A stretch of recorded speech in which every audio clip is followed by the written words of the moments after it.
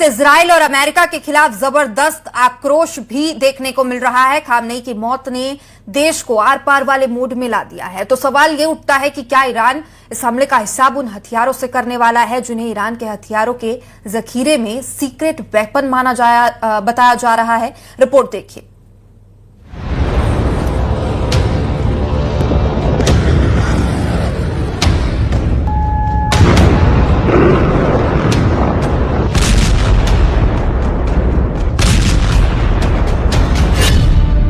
क्या ईरान लेगा परमाणु बदला?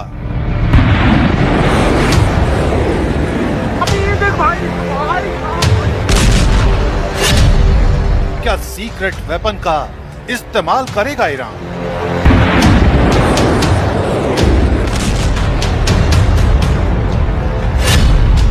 क्या ईरान चलेगा तबाही की चाल?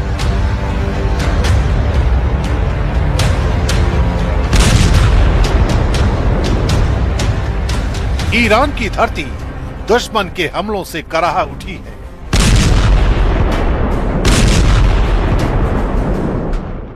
सुप्रीम लीडर मारे जा चुके हैं।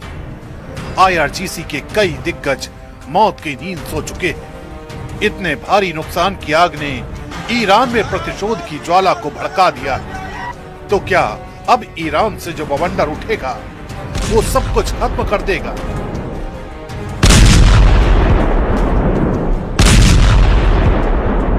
तेहरान की सड़कों पर गुस्सा है।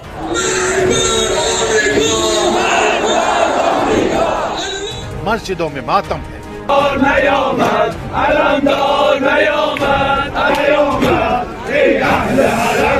और सत्ता के गलियारों में रणनीति की सुगबुगाहट। आईआरजीसी ने कठोर बदले की चेतावनी दी है। सवाल है, क्या यह बदला पारंपरिक मिसाइलों और ड्रोन तक सीमित रहेगा या ईरान अपने परमाणु कार्यक्रम को खुली चुनौती में बदल देगा? विशेषज्ञ मानते हैं कि परमाणु दहलीज पार करना सिर्फ एक सैन्य फैसला नहीं बल्कि रजीम के अस्तित्व का जुआ होगा। एक कदम पूरी खाड़ी को जंग के अखाड़े में बदल सकता है। फिलहाल संकेत यही है कि ईरान हर विकल्प का आकलन कर रहा है। साइबर वॉर, प्रॉक्सी ग्रुप्स और क्षेत्रीय दबाव। लेकिन दुनिया की निगाहें उसके अगले कदम पर टिकी है। लेकिन दुनिया के सामने सबसे बड़ा सवाल यही है कि ईरान अपनी सीक्रेट वॉर मशीनरी में वो कौन सी ताकत रखता है जिसे वो अभी तक दुनिया की नजरों से दूर रखता आया है, लेकिन वक्त वक्त पर खतरनाक हथियारों के इस्तेमाल की धमकी देता रहा है।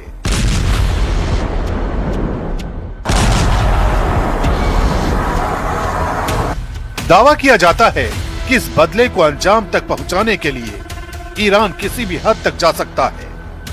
इजराइल अमेरिका के हमले के बाद ईरान ने जिस तरह से अलग अलग देशों में एक साथ हमले किए हैं वो उसकी ताकत का ट्रेलर माना जा सकता है।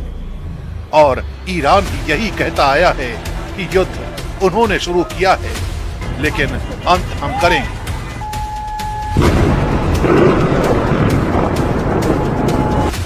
बताया जाता है महाशक्ति से मुकाबला करने के लिए ईरान ने अपनी डिफेंस लाइन में कुछ ऐसे सीक्रेट हथियारों को शामिल किया है जिनके बारे में अमेरिका और इजराइल जैसे देशों को भी बेहद कम जानकारी है। इन सीक्रेट हथियारों की चर्चा सालों से होती रही है। लंबी दूरी की बैलिस्टिक मिसाइलें, हाइपरसोनिक दावों वाले प्रोजेक्ट, गहरे भूमिगत tunnel network, swarm drone technology और साइबर वॉरफेयर यूनिट्स ईरान की शैडो वॉर का हिस्सा माने जाते हैं।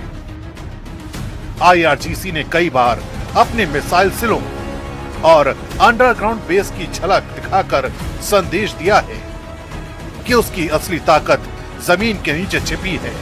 सवाल है कि क्या यही वो सीक्रेट वॉर मशीनरी है जिसकी धमकी दी जाती रही है या फिर ये मनोवैज्ञानिक युद्ध का हिस्सा है ताकि दुश्मन असमंजस में रहे।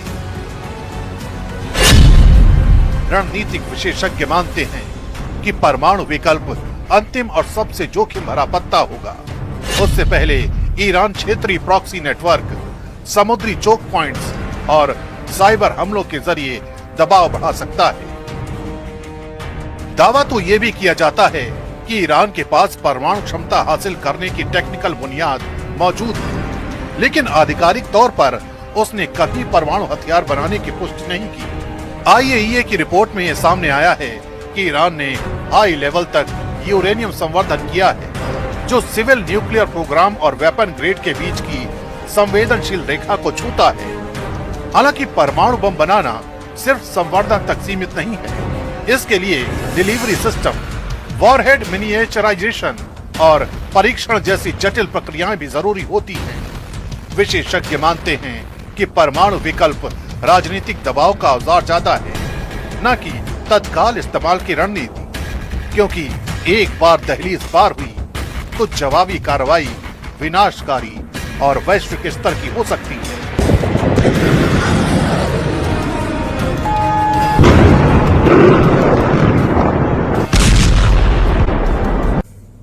वहीं पश्चिम एशिया में इस वक्त जो महायुद्ध की लहर उठी है, उसका अंजाम क्या होगा ये वक्त ही बताएगा।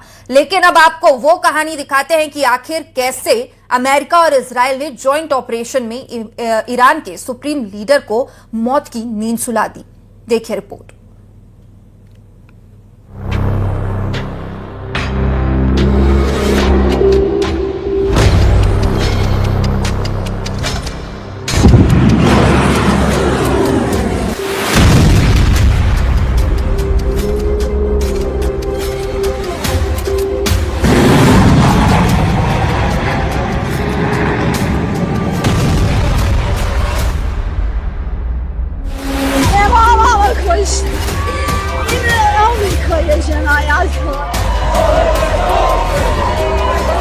حضرت آیت الله العظما امام خامنه ای درود می‌فرستیم.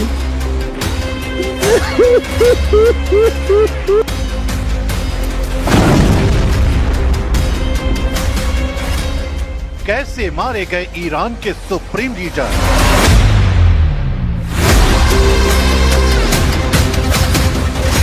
खामेनेई तक कैसे पहुंची इजराइल अमेरिकी सेना?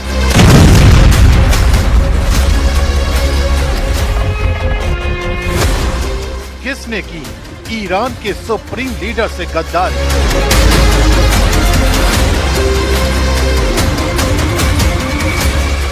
कैसे कामयाब हुआ इजराइल अमेरिका का प्लान?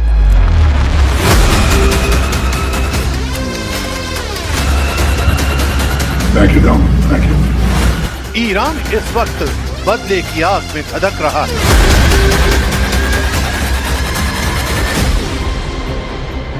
क्योंकि उसके देश के नेता को उसी के सुरक्षा घेरे में मार दिया गया।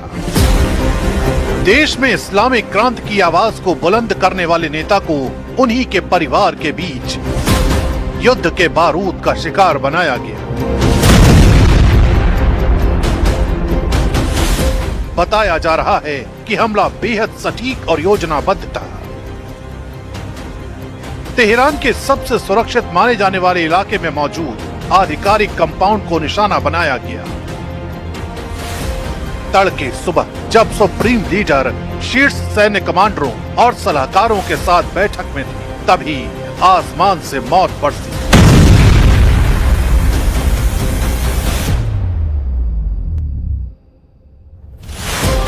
कुछ ही मिनटों में सुरक्षा कवच ध्वस्त हो गया। यह सिर्फ एक एयर स्ट्राइक नहीं थी, बल्कि नेतृत्व को एक झटके में खत्म कर देने की रणनीति थी। अब पूरा ईरान सवाल पूछ रहा है, सुरक्षा में सेंध कैसे लगी और दुश्मन को अंदर की खबर किसने दी?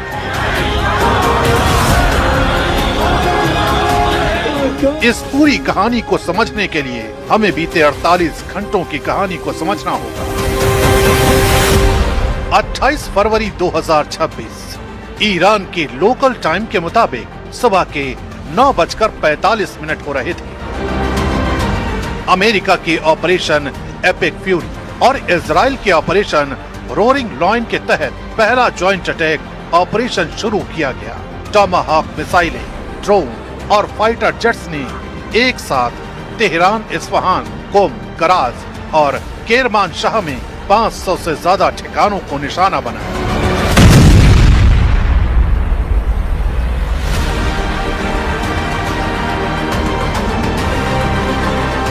सबसे घातक वार तेहरान के डाउनटाउन स्थित सुप्रीम लीडर के आधिकारिक कंपाउंड पर हुआ। रिपोर्ट के मुताबिक 30 से ज्यादा बंकर बस्टर म्यूनिशन इस्तेमाल किए गए। उस वक्त खामेनेई अपने शीर्ष सलाहकारों अली शमखानी, मोहम्मद पाकपुर और दूसरे कमांडरों के साथ मीटिंग में थे। पहले हमले में ही कंपाउंड पूरी तरह तबाह हो गया और इसी हमले में ईरान के सुप्रीम लीडर मारे गए। यानी महायुद्ध के पहले घंटे में ईरान के सुप्रीम लीडर को मौत की नींद सुला दिया गया। अल्लाहु अकबर, अल्लाहु अकबर, अल्लाहु अकबर। इसी के साथ ईरान की हवाओं में कई सवाल तैरने लगे। किसने सुप्रीम लीडर के साथ गद्दारी की? किसने उनकी सही लोकेशन का पता बताया? आखिर इतनी आसानी से खामेनेई को कैसे टारगेट किया गया? दावा किया जा रहा है कि ये सिर्फ आसमान से बरसा हमला नहीं था, बल्कि जमीनी स्तर पर महीनों से चल रहा एक गुप्त अभियान था। इंटेलिजेंस नेटवर्क ने सुप्रीम लीडर की मूवमेंट, मीटिंग शेड्यूल और सुरक्षा पैटर्न की बारीक जानकारी जुटाई। सैटेलाइट सर्विलांस, साइबर इंटरसेप्शन और अंदरूनी सूत्रों के जरिए लोकेशन को रियल टाइम में ट्रैक किया गया।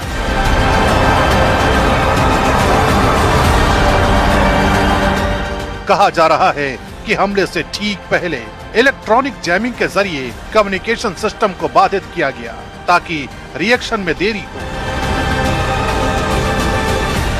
कुछ रिपोर्ट्स में यह भी इशारा मिलता है कि विशेष ऑपरेशंस यूनिट्स ने जमीनी पुष्टि दी, जिसके बाद प्रेसिजन स्ट्राइक को हरी झंडी मिली। अगर ये सच है तो ये सिर्फ एक एयर स्ट्राइक नहीं, बल्कि भीतर तक घुसी एक खुफिया जंग थी, जिसका अंजाम पश्चिम एशिया में कोहराम की वजह बन गया।